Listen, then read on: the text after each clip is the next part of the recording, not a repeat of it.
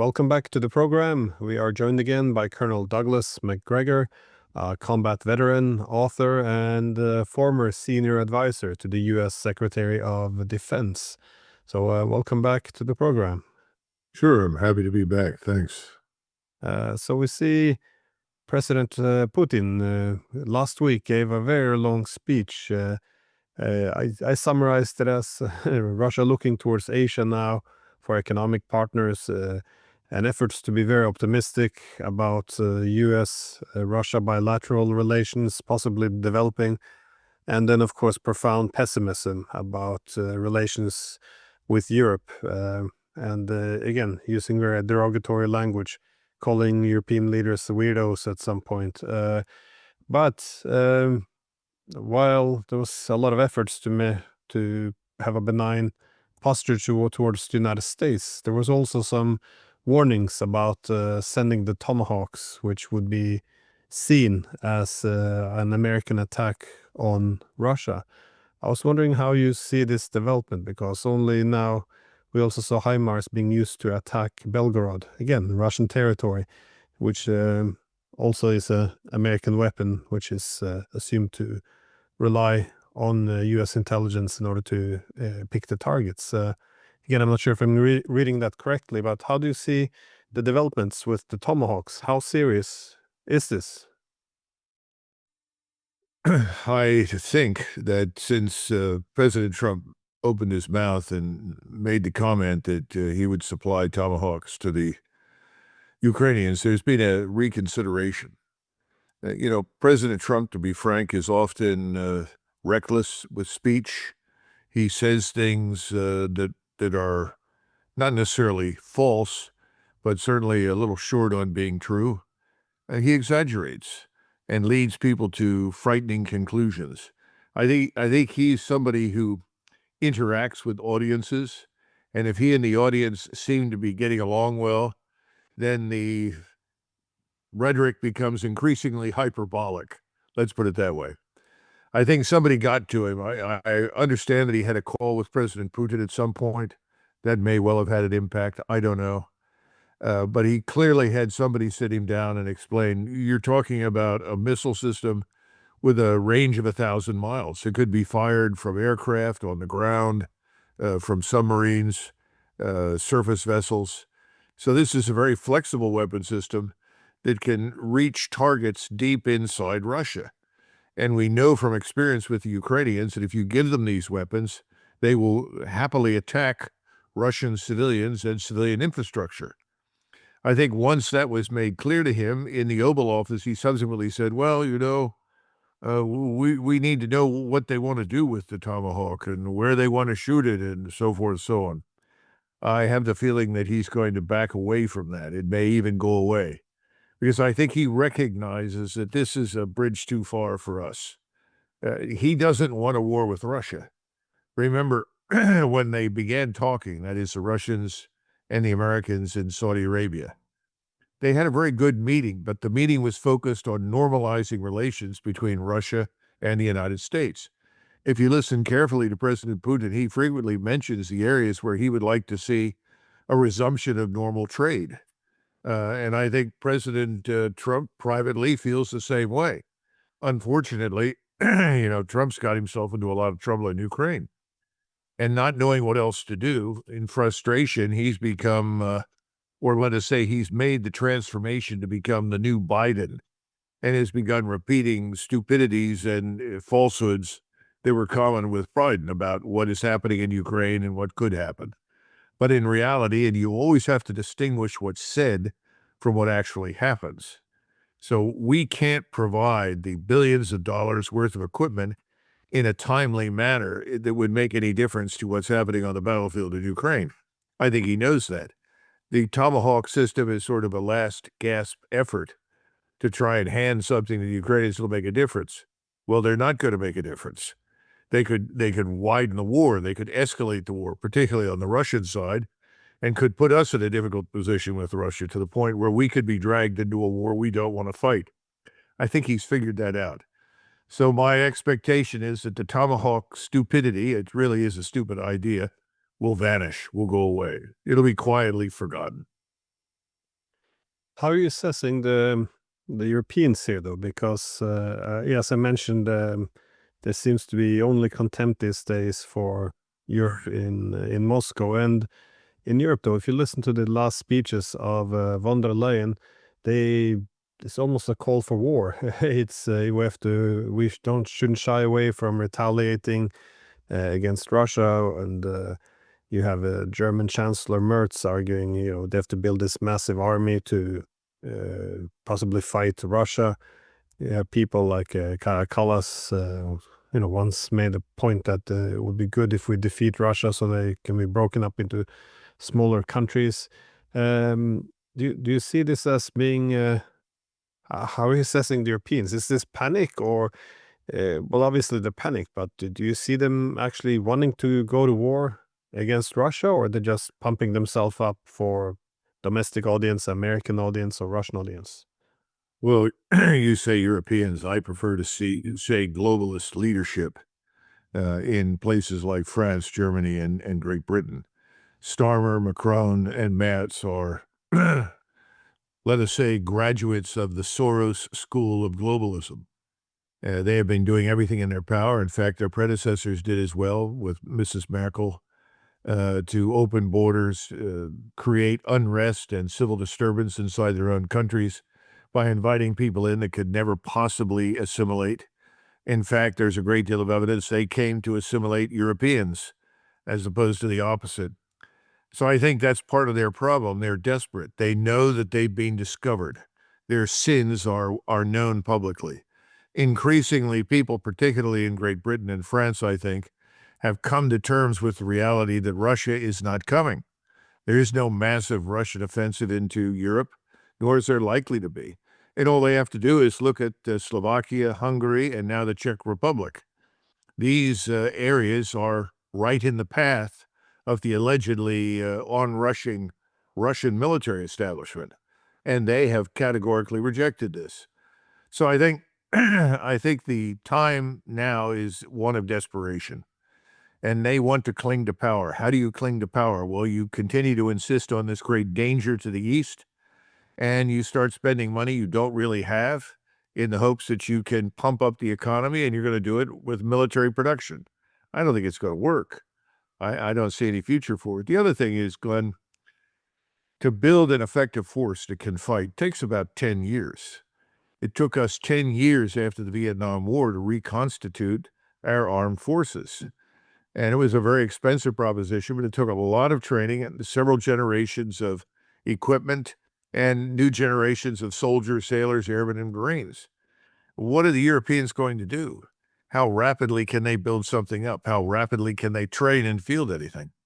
That's why I think somebody said that Matz was talking about some sort of production level by 2030 with a force that could use the equipment.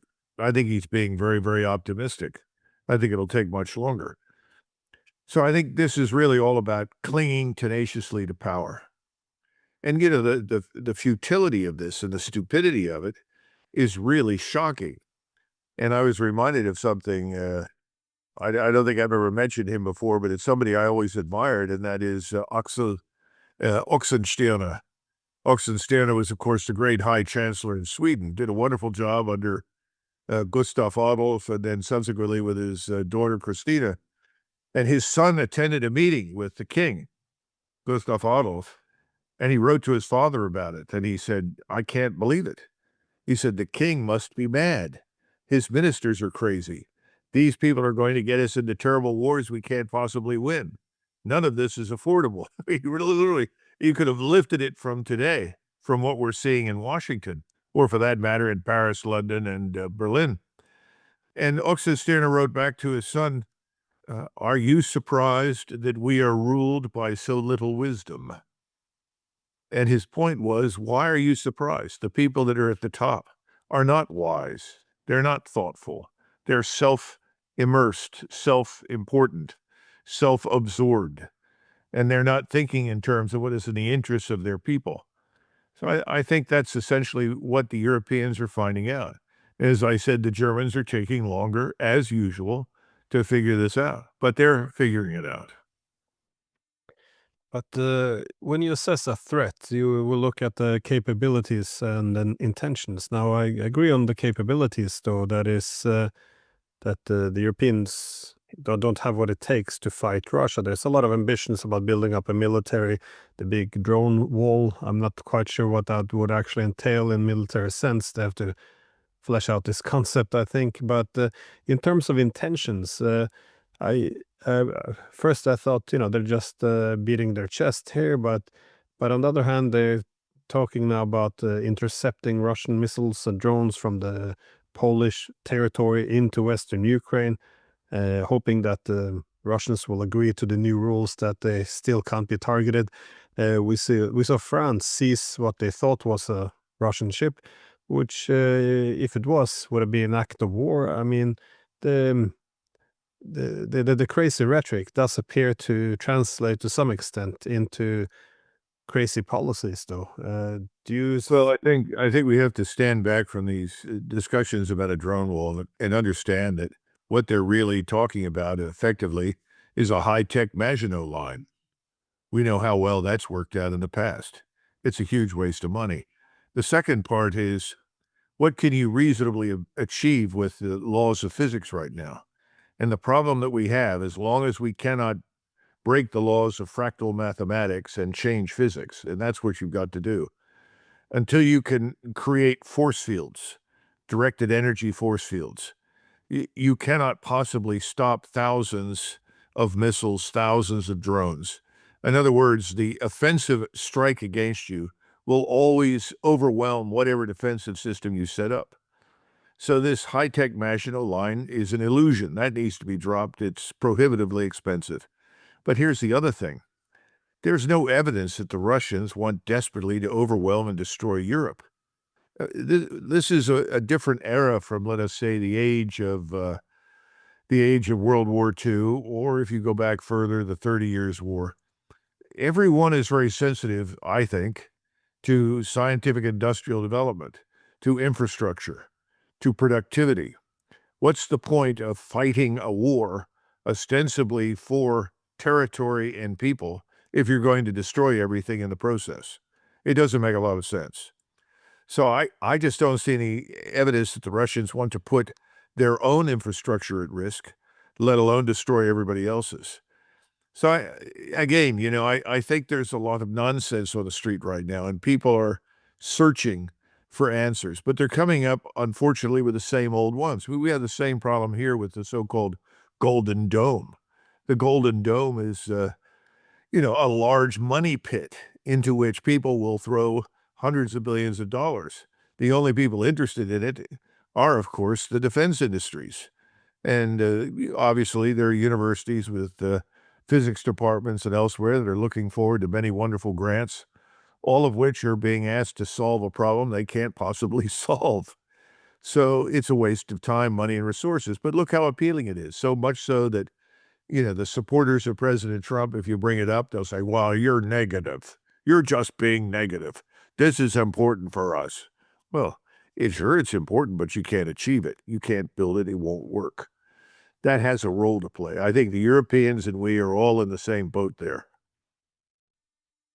Yeah, the whole idea of Russia annexing Poland or marching on Paris, it's really lunatic stuff. I mean, it's quite extraordinary. This is what we're talking about. No one actually explains these ideas, like to what end, what would be the purpose, and also under what circumstances would the Russians want to have the resources to both the material as well as public support and from friendly countries to like to occupy a country of 40 million people. Well, where not one single one wants to actually be under Russian rule. It's really beyond absurd. But I did want to ask you about the patience, which might be running thin in Moscow, because uh, I get there's a more or increasing pressure within the Kremlin on the president that they think this might be going too slowly. I mean, you can Putin tried to not justify but explain it during the Valdai meeting. He was going through the numbers. This is how many people they're losing. They're losing more and more. They're able to recruit fewer and fewer. They can't replenish. their losses. So, it's just about math. Without soldiers, there won't be an army. Without an army, there won't be a war. But at the same time, the longer this war drags on, not only more casualties are inflicted, but also the more likely that the Europeans or others could be pulled in to a wider war. So some are asking, why not a decapitation strike? And I failed myself to answer that question properly, so I thought I would pass it on to you.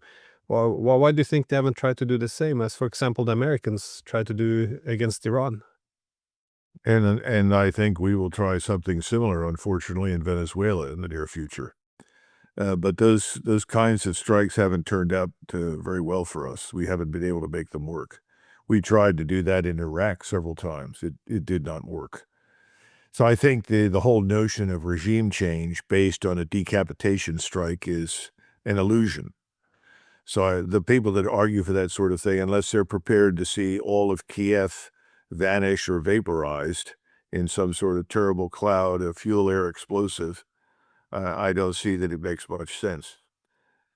I think we have to understand a couple of things about President Putin. By the way, I don't claim to be an expert on President Putin. I don't even claim to be an expert on Russia. But I think I can understand to some extent his preeminent concern. And from the very first moment, his preeminent concern was to avoid a war with the United States and NATO. He didn't want that. He's always been able to see far beyond the present and understand there are long-term interests, strategic interests that Russia wants to protect. He doesn't want Russia to be destroyed in some pointless nuclear exchange any more than I think President Trump, however confused and sometimes grandiose he may be and how often he bloviates, I don't see any evidence that President Trump wants to risk a nuclear escalation and exchange either. So I think if you understand that about President Putin, I think he said, we're going to win this, we're going to destroy this enemy, we're going to be successful, but we're not going to hand our potential opponents, our critics, our enemies on a silver platter an excuse to intervene in this against us, to rush in and say, see, the evil Russians are now marching at high speed towards Lvov in western Ukraine. So he has avoided taking actions that would precipitate any kind of really dramatic response. In the meantime, to the credit of the Russians, they have managed to defeat the technologies of war that we have handed the Ukrainians. Now, you can blame some of that on the Ukrainians who may not know what they're doing, but looks an awful lot to me as though they've been taking orders and advice from the people at the top of NATO. That has turned out to be disastrous. And everything that we have encouraged them to do has failed miserably, and they have taken terrible losses as a result. So I think at this point, he's going to continue to try and exercise a certain amount of patience and restraint because of the reasons that we discussed earlier. I think he expects these governments to tumble in London, in Paris, and ultimately in Berlin. The question is who goes first, and it looks like Macron it might win the first prize for going under along with his government. That would be a game changer because there's an old expression, I think it was Metternich who said so, when Paris sneezes, Europe catches a cold. I think France is probably going to lead Europe in a new direction by removing Macron and the people running the show in France. And I think years of turmoil will ensue, and I'm sure the French army is going to have lots to do right there at home in France. And, there's something else that we don't understand. Somebody pointed this out to me today, and I think they're right. The defense budget or the military budget for Algeria is larger than the military budget for France. So that's a rather striking comparison. We usually think of the French and the Algerians in this colonial relationship, but that's misleading. And I think that reflects a broader change around the world. At some point, all of these small states in Europe with Lilliputian armies are going to be seen as what they are, not terribly relevant. Yeah, this is Europe exhausting itself is at such a fast rate, not just economic, but militarily as well. it is quite shocking how quickly things are changing. But I also want to ask you about what do you see happening on the battlefield in Ukraine, because I guess another thing about Putin at the Valdai meeting, he seemed very confident and a bit cheerful. I never seen him, do this many jokes in one in one sitting. It was quite unusual. Again, he doesn't seem like someone who fears that Russia is on its last leg. On the contrary, you get also where the optimism grows in Russia, you also see from the Ukrainian leadership as well as from their Telegram channels that the pessimism is now setting in. What do you see happening on the front line, though, and how critical do you think it could be? I think the Ukrainian forces have been deteriorating and decaying now for many months. I'm sure they are hopelessly demoralized. Unofficial polling data, in other words, opinion polls that were collected on the ground in Ukraine, that is the part of Ukraine that's not in war and not actively being attacked, is all very negative on the war. Their view is it's time to throw in the towel on this. This is suicidal. We've got to live in the future. The future is not going to be the one that Zelensky talks about. And the question is, where do we end up? Some people are saying we're going to end up in some sort of relationship with Russia, and that's probably a good thing because it will prevent future wars. I mean, that's the kind of thing you're getting from Ukrainians. On the other hand, there are other people who are saying, well, we have to accept neutrality. It's a very small number of people who are clinging to this notion that Ukraine must be part of the NATO and the EU. I was a little surprised that President Putin responded to somebody who asked him whether or not Ukraine could join the European Union, and he indicated, well, I guess that's a possibility. I find that quite incredible. But it was interesting that he would say that. And perhaps that's another reflection of his optimism with regard to what's happening on the battlefield. But the losses are terrific. Anyone who stands their ground and wants to oppose the Russians is sort of quietly encircled and then systematically annihilated, for the most part with long-range strike, at which point in time, as soon as the strikes are lifted, in come Russian forces, leading with both very highly skilled infantry infiltrators, lots of drones, and hugely powerful firepower. In other words, directed, accurate, devastating firepower in the direct mode.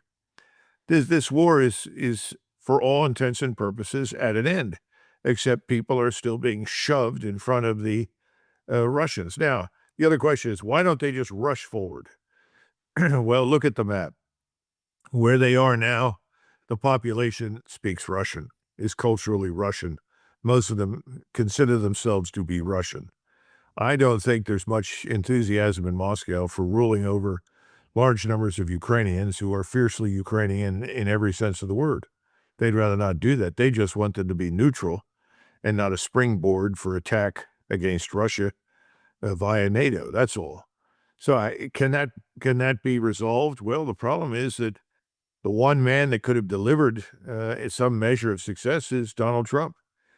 And he decided that since there was no Nobel Prize in this for him, that he would abdicate his responsibility for the whole thing to the Europeans. Fine.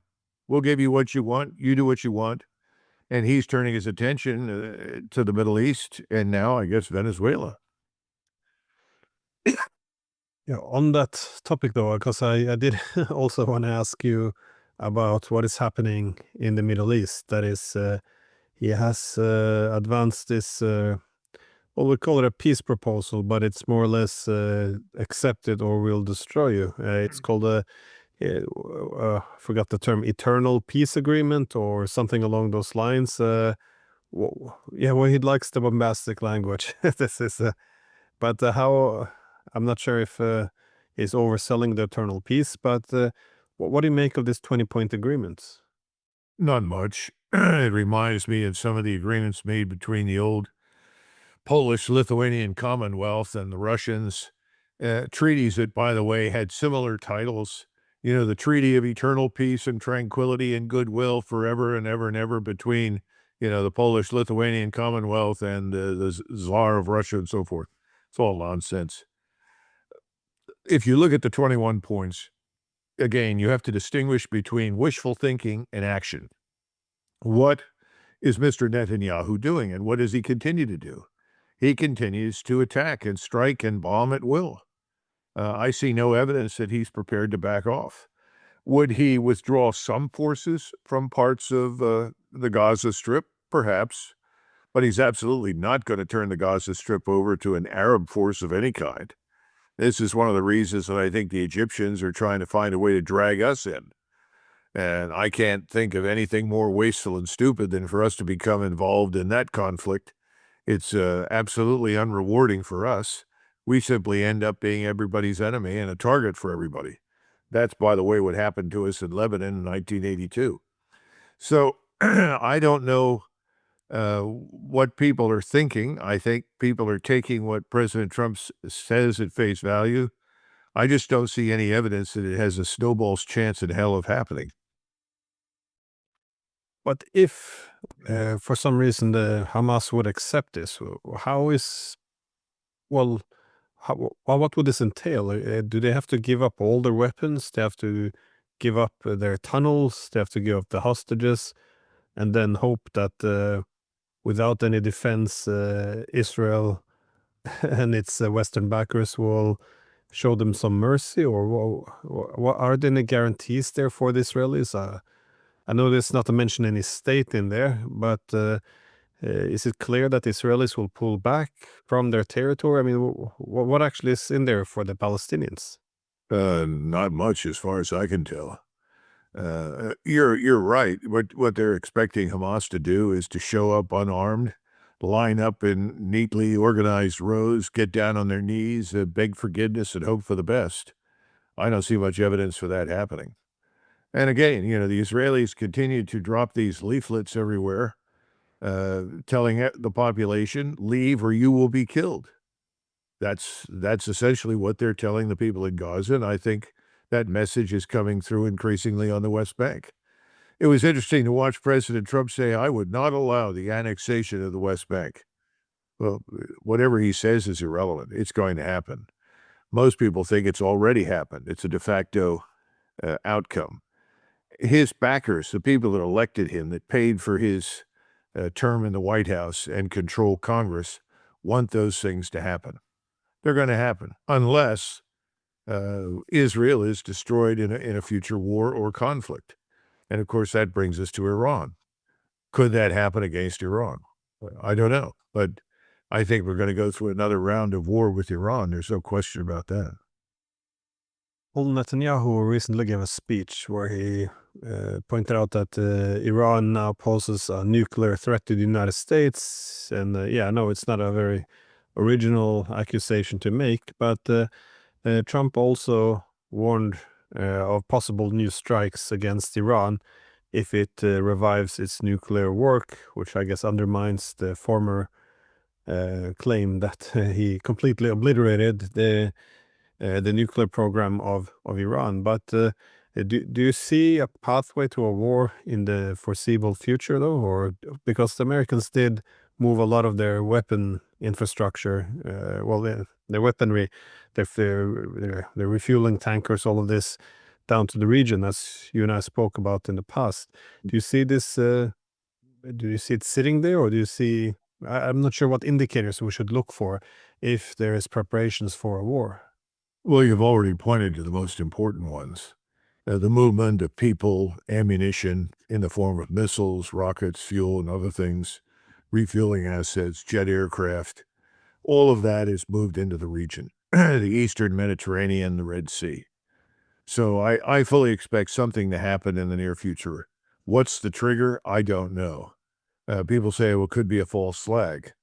I don't think it matters very much. I think Mr. Netanyahu knows that he has really a limited opportunity and time to strike and be successful. The whole greater Israel project is actually hanging in the balance. Things haven't gone very well in Gaza. The anticipated time in Gaza was less than 6 months. Here we are 2 years later. So he's got serious problems on his hands. His economy is destroyed, but it doesn't matter very much since we're pouring billions into Israel to keep the economy going. I think, though, he's worried about the turn of public opinion in the United States against Israel and support for Israel. And his fear is not today, but in the future. Therefore, you've got to act sooner rather than later to achieve your goals. So I think he's got to attack. I thought that he would have attacked by the end of September, certainly by the middle of October. We'll see. It could be pushed further into November. It all depends on the readiness indicators. When I say readiness, aircraft, personnel, people, ammunition, fuel, positioning, ships, everything. All of those things had to be taken into account. I don't have a detailed description of that. And if I did, I wouldn't give it to you anyway, because I'm an American and I still want Americans to come through this with as few as casualties and losses as possible, whether or not I support the policy. So more than that, I cannot say. But I think it's coming, and I think it's coming soon.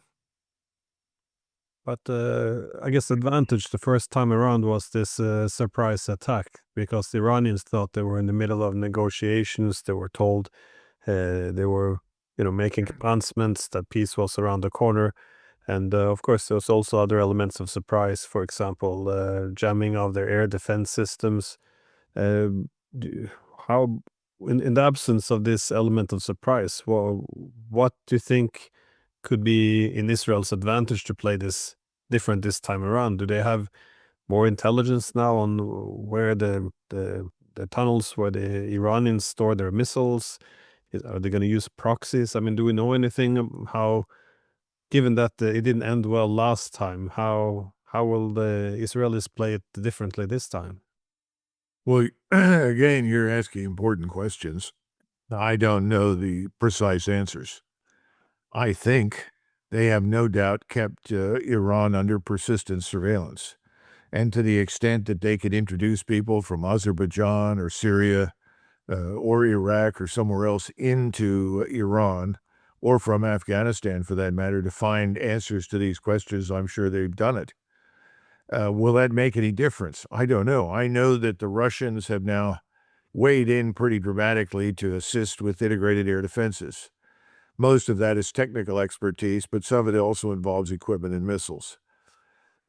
Iran is certainly stronger now, more cohesive as a society, more capable than it was the last time around. It's also interesting that we've seen articles in the Russian press and also in Azerbaijan and elsewhere that the so-called religious police in Iran will no longer stop women who fail to wear the proper headgear or veil themselves or anything else. In other words, the relaxations of the restrictions that are associated with that Islamist or Islamic revolution are beginning to vanish officially. They've already been dramatically reduced. The population simply rejected it.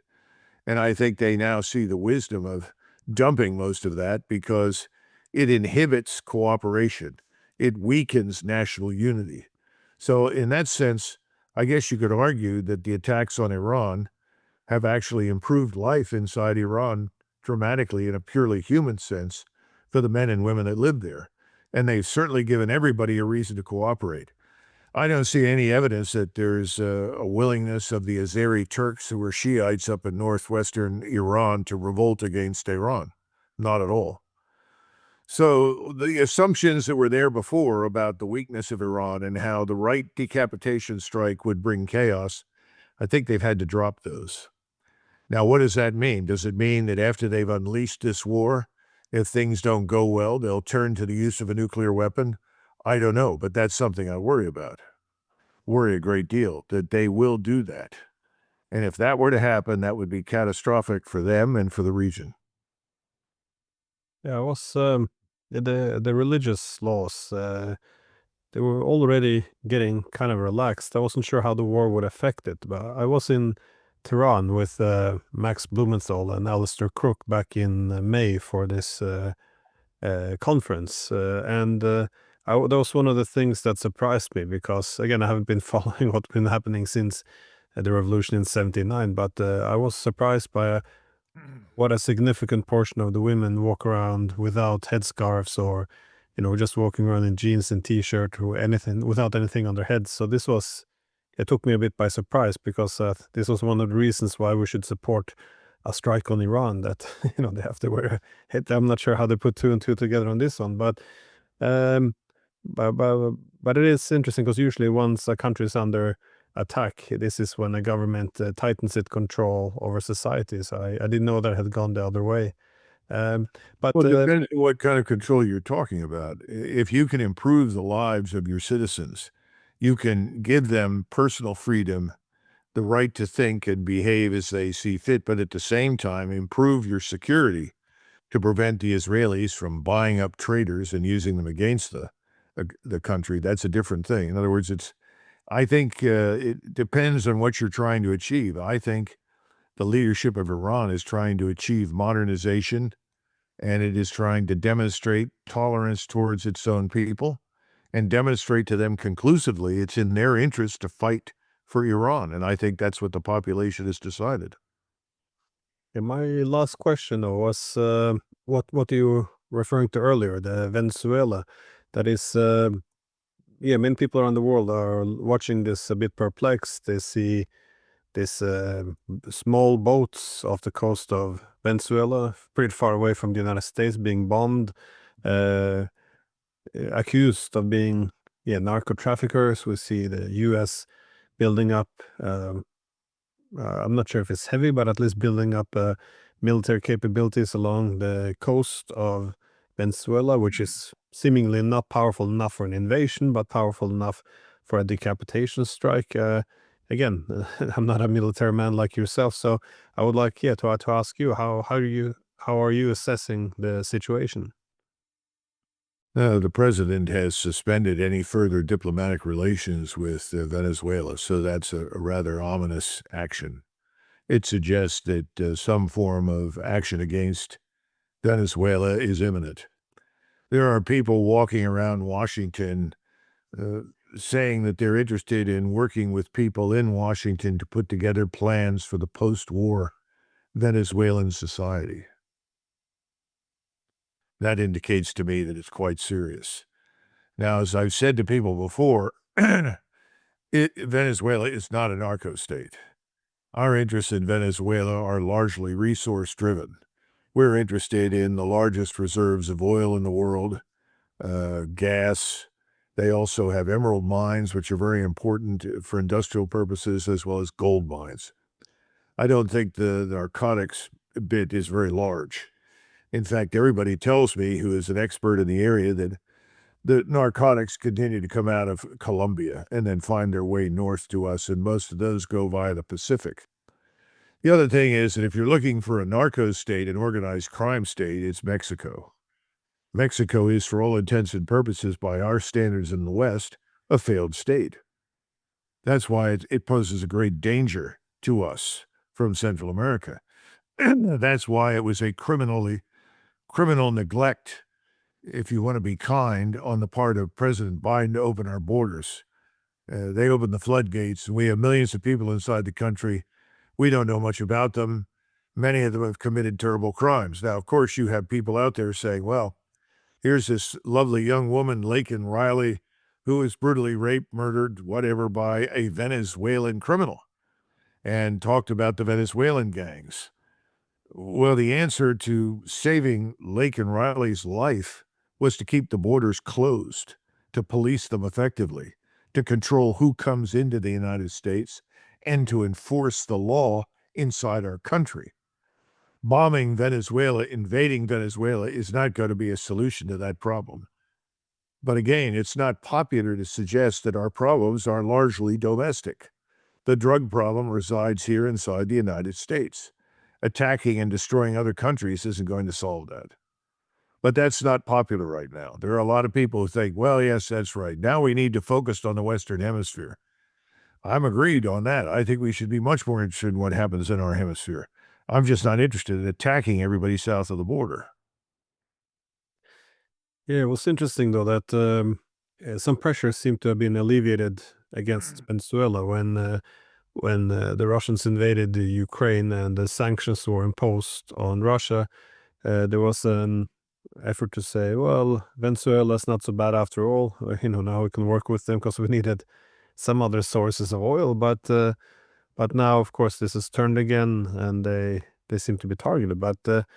Um, what would be the possible consequence here, though? Because you do see, if there's an attack on Venezuela, destabilizes, that would create further refugees flooding the American borders. It would wouldn't this wouldn't this exacerbate the problem already? Well, I'm more concerned about what happens if we physically go in on the ground, which appears to be part of the plan. I think this probably assumes some sort of successful decapitation strike and the ability of intelligence agencies like the CIA to foment internal unrest or revolt. I'm concerned that this would become a cause celeb for everybody in Latin America. You know, Venezuela has a 1,370-mile border with Colombia. It has a 1,379-mile border with Brazil. It has 1,700 miles of coastline. This is enormous. This is almost France and Germany together. And you have plenty of people in other states in South America, certainly large numbers of so-called paramilitaries in Brazil, or for that matter in Colombia, that could pour into Venezuela with the goal of helping them fight us. So I think it could turn into a terrible morass. It could become overnight, instantly, a failed state that then represents a permanent threat to us in North America. It'll be much worse than anything we could have imagined was there already. But then again, that's my private opinion, which again says, what do we achieve and what do we gain by going in there? And my answer is nothing on both counts. And again, back to the statement, control your borders, enforce the law, and deal with the illegal problem that we have in our drug problem at home. That's what we ought to be doing, not attacking and invading other people's countries. Yeah, Trump seems to have deviated significantly from this America first. He didn't mention invading Venezuela, at least in his campaign speeches. But He's transformed into Joe Biden. And how long has he been in office? And this tends to also reinforce the wisdom of Putin's statement some time ago. He said, having dealt with many presidents, I find that at the end of the day, they all end up doing the same thing. Or as somebody else put it, it doesn't matter who you vote for, you get someone like John McCain. well, he does seem to be looking more like John McCain every day. So, anyways, thank you again for being so generous with your time, and I hope to have you back on soon. Thank you. Sure. Thanks, Lynn. Bye-bye.